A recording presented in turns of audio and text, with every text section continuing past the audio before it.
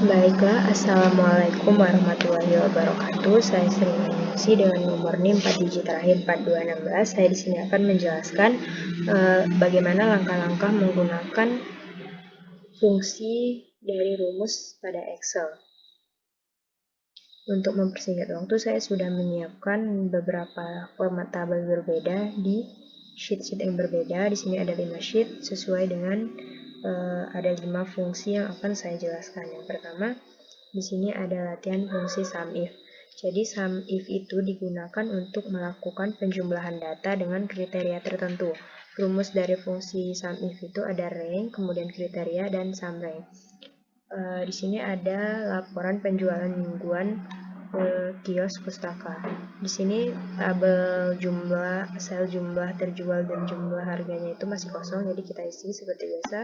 Kita langsung box, kemudian auto sum.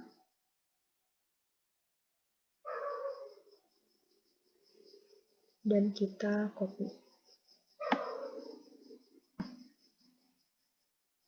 Kemudian untuk harganya sama dengan harga dikali rumus seperti biasa dikali jumlah.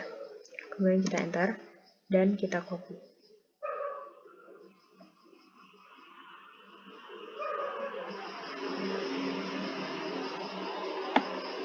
Kemudian kita copy.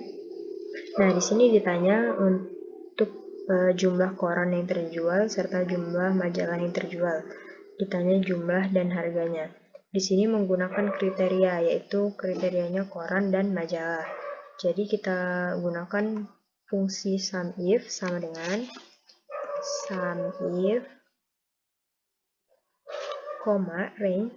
Rank ini kita ambil dari sini. Dari sel C11 sampai C20. Karena kita akan menentukan kriteria koran dan majalah tadi.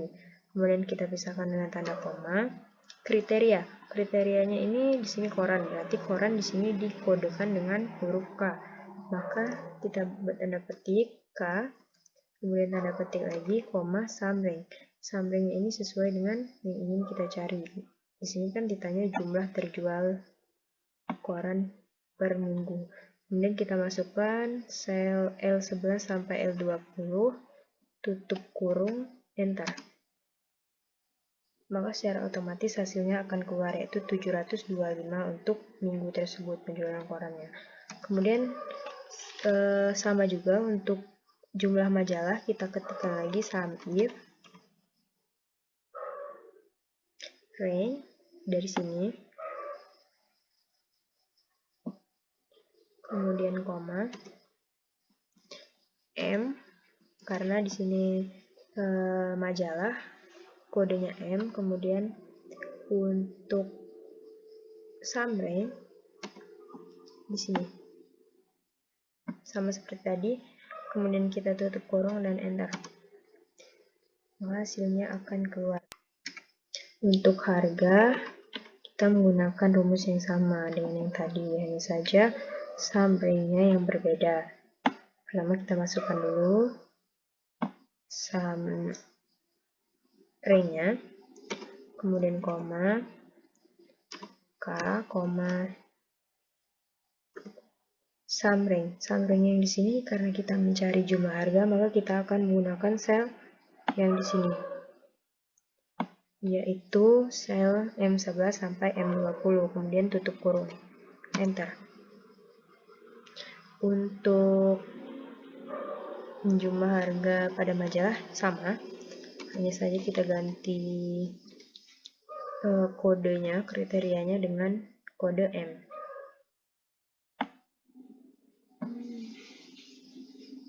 Koma, M, masukkan sel yang di sini, tutup kurung, enter.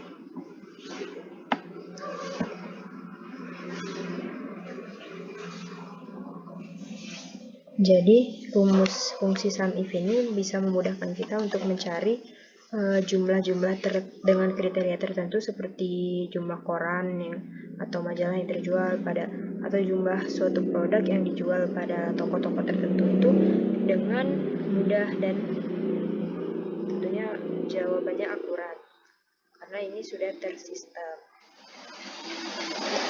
Baiklah, lanjut yang kedua, itu ada rumus fungsi IF. Nah, fungsi IF ini digunakan untuk menentukan nilai suatu sel berdasarkan kriteria tertentu yang berasal dari nilai sel yang lain. Jadi, fungsi IF itu rumusnya logical test, value if true, dan value if false. Kemudian di sini ada tabel dengan format nama siswa, ada nilai, dan ada keterangan lulus dan tidak lulus. Jadi kita akan mencari nilai sel yang di sini, apakah siswa tersebut lulus atau tidak lulus dari nilai yang ada di sel ini. Dengan ketentuan bahwa mahasiswa dinyatakan lulus jika nilainya di atas 75. Langsung saja kita masukkan rumusnya sama dengan IF. Logical testnya itu diambil dari sini. Kemudian kita masukkan berdasarkan ketentuan bahwa di atas 75, masukkan tanda lebih besar 75, kemudian dipisahkan dengan tanda koma. Value if true-nya itu tanda petik lulus, kemudian dipisahkan lagi dengan koma tidak lulus sesuai dengan keterangan yang ada di sini.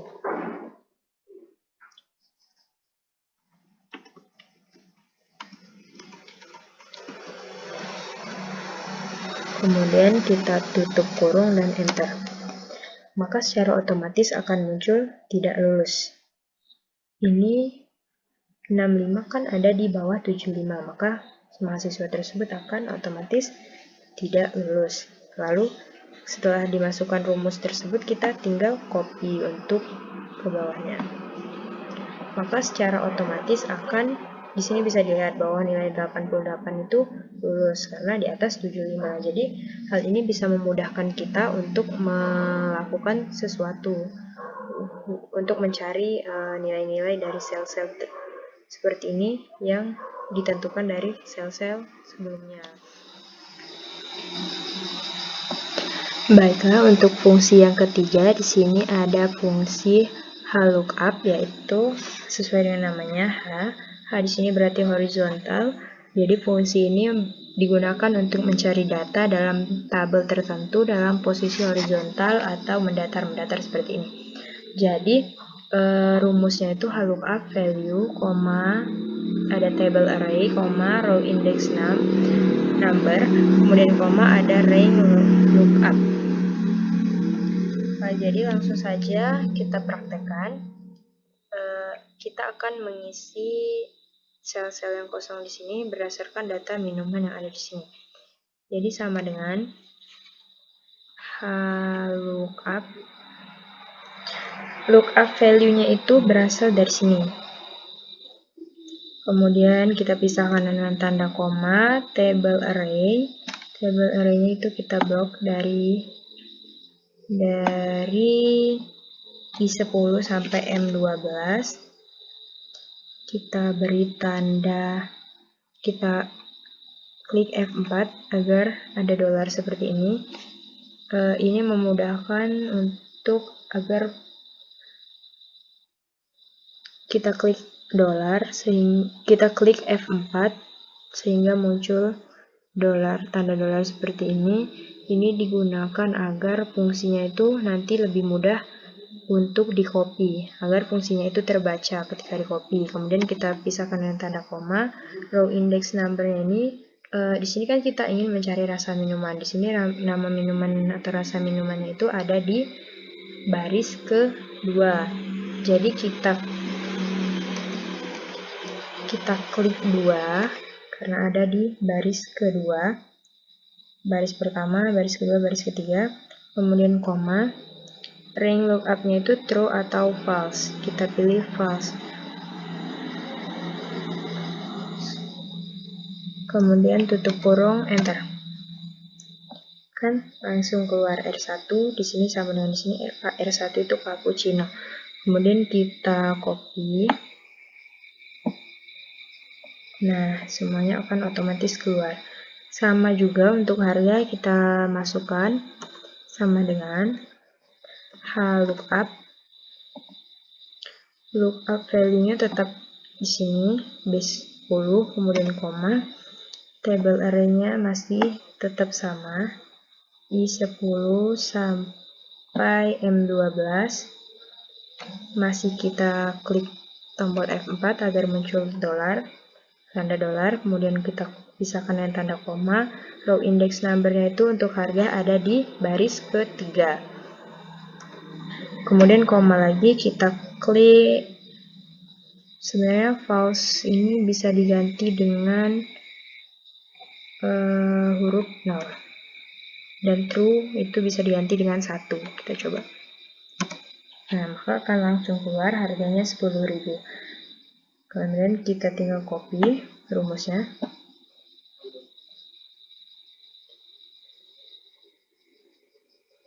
Nah, kemudian untuk total harga, di sini kita tinggal kalikan menggunakan rumus biasa untuk harga kali dengan jumlah. Kita enter. Nah, kita copy, maka akan tersistem secara otomatis. Jadi untuk mengerjakan laporan penjualan atau pembelian, kita cukup menggunakan fungsi HLOOKUP ini karena ini bisa memudahkan kita untuk mencari dan menghitung dan mencari data. Baiklah, selanjutnya di sini di sheet keempat ada fungsi keempat. Setelah tadi di fungsi ketiga kita membahas mengenai bagaimana cara membaca data atau mencari data di posisi di tabel dengan posisi horizontal. Sekarang V artinya vertikal, jadi kita akan menggunakan fungsi VLOOKUP ini untuk mencari data atau membaca data dari tabel lain itu secara vertikal, seperti ini, per kolom jika tadi per baris. Jadi di sini ada rekap gaji bulanan. Di sini sel gaji pokok, tunjangan, transport, dan jumlahnya itu masih kosong. Dan kita akan memasukkan datanya secara otomatis dari sini. Sebelumnya fungsi VLOOKUP itu di sini rumusnya itu VLOOKUP itu lookup value, ada table array, kemudian index number, dan range lookup. Jadi kita langsung praktekkan saja sama dengan VLOOKUP. Kemudian lookup value-nya dari golongan. Kemudian kita pisahkan dengan tanda koma. Table array-nya di sini kita blok semuanya dari I9 sampai L12. Kemudian seperti biasa kita klik F4 agar muncul tanda dolar seperti ini agar memudahkan komputer membaca rumusnya. Jika nanti kita copy, kemudian kita koma, pisahkan dengan tanda koma. Index number-nya itu dari di sini kan kita akan mencari gaji pokok. Jadi gaji pokok itu terletak di kolom kedua setelah golongan sebagai kolom pertama. Jadi kita klik angka 2, kemudian true atau false itu kan bisa diganti dengan huruf 1 atau 0. Jadi 0 itu untuk false dan 1 untuk true. Kita klik 0 biar lebih mudah. Kemudian kita tutup kurung dan enter. Maka secara otomatis akan muncul gaji pokok untuk golongan kedua itu 3 juta. Dan kita tinggal copy ke bawah. Nah, maka akan keluar gaji pokoknya sesuai dengan tabel gaji. Untuk tunjangan sama, kita tinggal masukkan sama dengan VLOOKUP. Kemudian kita masukkan lookup value-nya di sini golongan kedua di sel C9, kemudian kita koma, table array. Kembali kita copy table gajinya. Kemudian F4 untuk memunculkan tanda dolar, kita koma. Nah, index number-nya itu kalau tadi gaji pokok kita menggunakan kolom kedua, sekarang untuk tunjangan kita menggunakan kolom yang ketiga. Jadi di sini kita klik, kita ketikkan angka 3. Kemudian koma, kita klik 0 seperti tadi. untuk false, kemudian tutup kurung, kita enter. Nah, di sini tunjangan untuk golongan kedua itu ada 1 juta, samakan dengan di sini 1 juta. Kemudian kita tinggal copy seperti tadi, kita ubah formatnya biar lebih mudah dibaca, dan untuk transport sama juga, hanya saja kita menggunakan kolom yang keempat, sama dengan VLOOKUP, kemudian lookup value-nya itu C9 tetap golongan kedua, kemudian kita koma, table array, seperti tadi kita blok lagi, kemudian kita klik F4 sampai muncul tanda dolar, kita koma, index number-nya itu transport ada di 1, 2, 3 di kolom keempat, kita klik 4, kemudian kita klik 0, kemudian tutup kurung dan kita enter, maka akan muncul 600.000. Kita copy, kita ubah formatnya. Nah, secara otomatis akan muncul sel-sel ini sama seperti data yang ditentukan di tabel gaji. Kemudian untuk jumlahnya kita tinggal blok dan auto sum. Nah, ini nggak muat, jadi kita bisa di tabelnya. Nah, jadi untuk golongan kedua itu jumlah gajinya itu setelah ditotal gaji pokok, tunjangan dan transportnya itu menjadi 4.600.000. Tinggal kita copy seperti biasa. Nah, selesai. Jadi fungsi VLOOKUP ini bisa memudahkan kita untuk membaca data dari tabel secara vertikal. Selain itu, ini juga akurat. Tinggal bagaimana kita memasukkan rumusnya, maka hasilnya akan akurat. Jadi di sini di sheet yang kelima, sheet terakhir, saya akan menjelaskan jadi di sini di sheet yang kelima, di sheet yang terakhir saya akan menjelaskan bagaimana cara membuat grafik pada Excel. Nah, di sini saya sudah menyediakan tabel rekapitulasi omset penjualan bulanan. Jadi untuk membuat grafiknya kita tinggal blok judul dan isi grafiknya, jumlahnya tidak usah diikutsertakan, kemudian kita klik insert. Nah, di insert ini, di menu chart ini ada jenis-jenis grafik, kemudian kita pakai yang lain saja. Nah, di grafiknya ini bisa kita desain, misalnya chart title-nya ini kita mau ganti jadi grafik penjualan bulanan. Nah, kita bisa ganti fontnya juga sesuai dengan kebutuhan. Kemudian untuk warnanya ini kita bisa klik format di sini. Set fill ini kita pilih, kita ganti warnanya jadi abu-abu misalnya. Kemudian untuk warna dari lainnya ini kita bisa ganti, misalnya warnanya hijau. Kemudian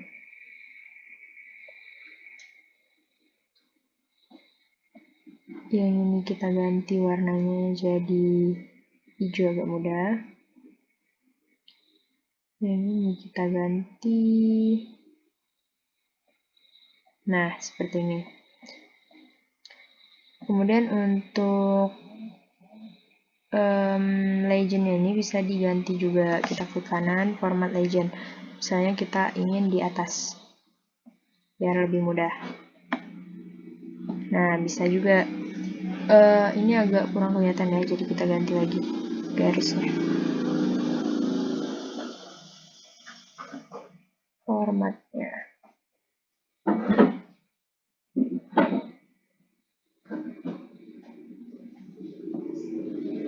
Nah, intinya grafik ini bisa kita buat sesuai dengan kebutuhan dan sesuai dengan selera kita desainnya. Jadi mungkin saya rasa itu saja untuk tutorial kali ini. Semoga video ini bisa membantu, semoga bisa mudah dimengerti. Saya akhiri. Wassalamualaikum warahmatullahi wabarakatuh.